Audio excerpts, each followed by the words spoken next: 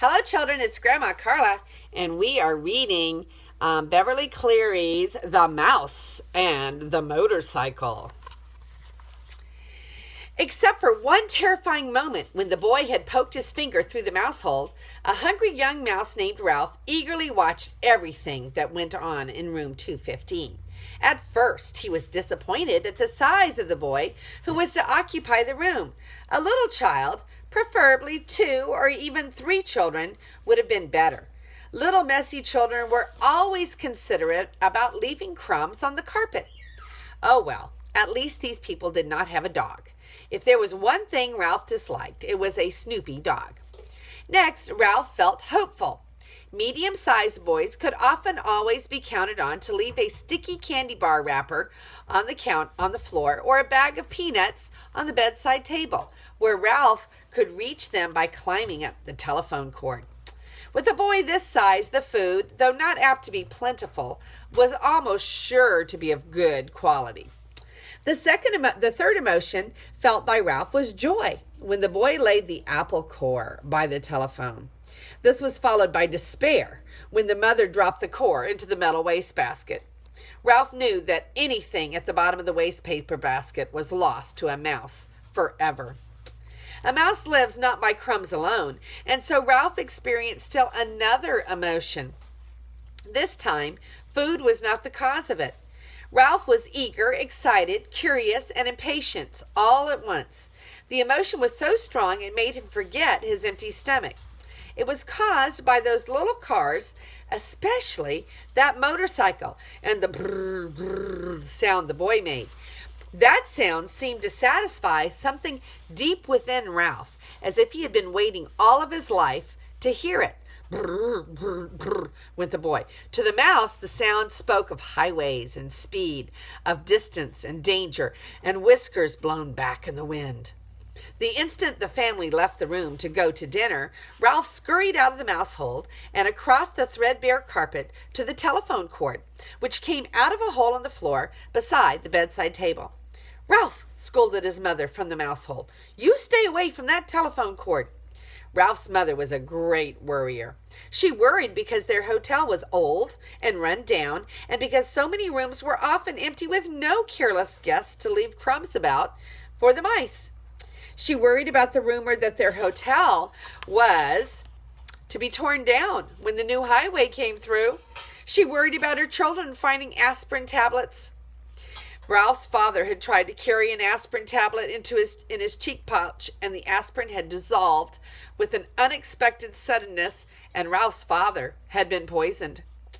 Since then, no member of the family would think of touching an aspirin tablet, but this did not prevent Ralph's mother from worrying.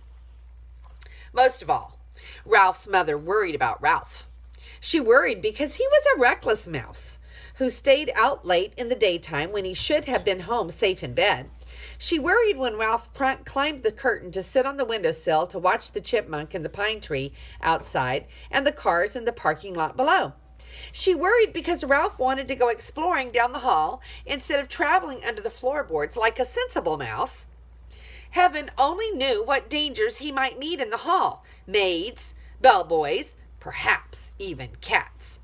Or what was worse, vacuum cleaners. Ralph's mother had a horror of vacuum cleaners. Ralph, who was used to his mother's worries, got a good running start and was already halfway up the telephone cord. "Remember your Uncle Victor," his mother called after him. Ralph seemed not to hear. He climbed the cord up to the telephone, jumped down, and ran around to the row of cars. There it was on the end, the motorcycle. Ralph stared at it and then walked over and kicked a tire. Close up, the motorcycle looked even better than he had expected. It was new and shiny, had a good set of tires.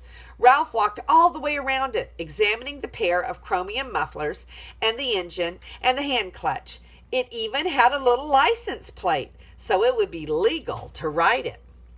"Boy," said Ralph to himself, his whiskers quivering with excitement. "Boy, oh boy." Feeling that this was an important moment in his life, he took hold of the hand grips. They felt good and solid beneath his paws. Yes, this motorcycle was a good machine, all right. He could tell by the feel. Ralph threw a leg over the motorcycle and sat jauntily on the plastic seat. He even bounced up and down. The seat was curved just right to fit a mouse. But how to start the motorcycle? Ralph did not know. And even if he did know how to start it, he could not do much riding up here on the bedside table.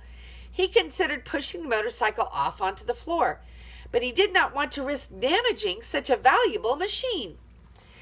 Ralph bounced up and down on the seat a couple more times and looked around for some way to start the motorcycle. He pulled at a lever or two, but nothing happened. Then a terrible thought spoiled his pleasure. This was only a toy. It would not run at all.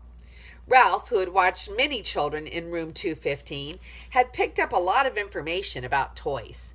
He had seen a boy from Cedar Rapids throw his model airplane on the floor because he could not make its plastic parts fly properly. A little girl had burst into tears and run sobbing to her mother when her doll's arm had come out of its socket. And then there was that nice boy, the potato chip nibbler, who stamped his foot because the batteries kept falling out of his car. But this toy could not be like all those other toys he had seen. It looked too perfect, with its wire spokes on its wheels and its pair of shiny chromium exhaust pipes. It would not be right if it did not run. It would not be fair. A motorcycle that looked as real as this one had to run. The secret of making it run must be perfectly simple, if only Ralph had someone to show him what it was. Ralph was not satisfied just sitting on the motorcycle. Ralph craved action. After all, what was a motorcycle if it wasn't action? Who needed motorcycle riding lessons? Not Ralph. He tried pushing himself along with his feet. This was not nearly fast enough, but it was better than nothing. He moved his feet faster along the tabletop and then lifted them up while he coasted. Feeling braver, he bent low over the handlebars and worked his feet still faster toward the edge of the bedside table. When he worked up a little speed, he would coast around the corner.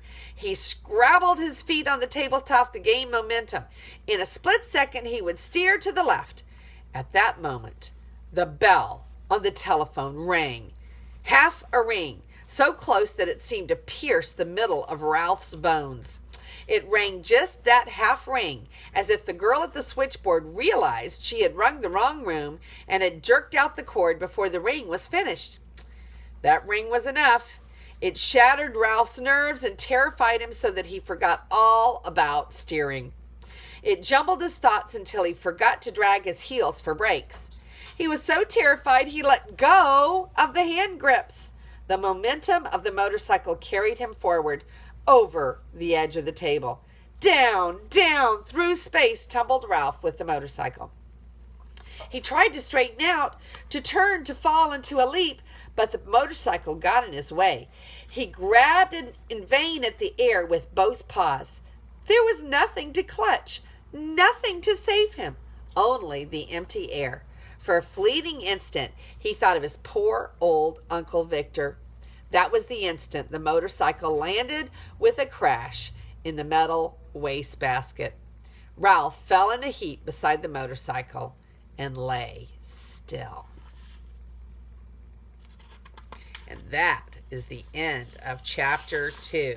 What on earth is he going to do in the motorcycle? So here's a picture of that very handsome motorcycle. And here is a picture of Ralph running along. And here is a picture of Ralph with the motorcycle. He'd climbed up the telephone cord and gotten on the table. It is a rather fine motorcycle. Oh my, here's a picture of the motorcycle and Ralph tumbling into the waste paper basket. And tomorrow we will read about the next chapter, which is entitled Trapped. This is Grandma Carla. Have a great night, and I will see you later. I love you.